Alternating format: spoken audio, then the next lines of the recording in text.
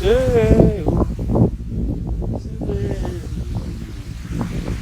like love, sitting in a hammock since morning come. Feel like love, man, soon go home.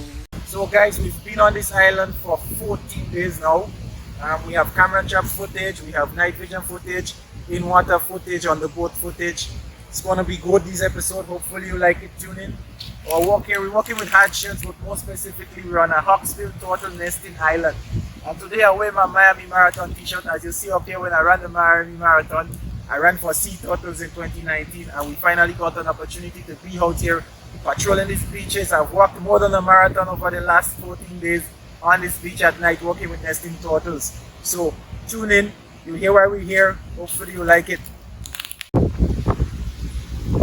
This is the carapace of a critically endangered hawksbill turtle who was poached here on this very beach while coming up to nest. Our presence here for the last 2 weeks means that these prehistoric giants had a safe place to nest, but it will take a mammoth of effort to protect them here around in Grenada.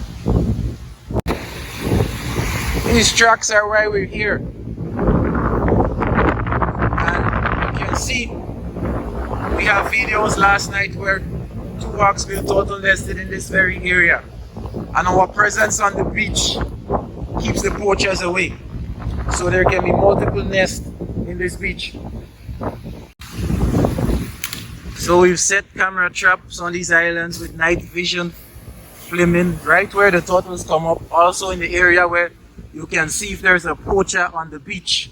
We would leave some of those cameras and traps in place for the next few weeks and come back to take them out. So one of the most important rules of camping is when you finish, leave it as you meet it, or leave it better than you meet it. No trash, no nothing. Look, some bags to go with. We break camp. Leave them banana day for somebody. Look, some toilet paper. We might move that. So that is it. 14 days, 15 days. We leave it spotless.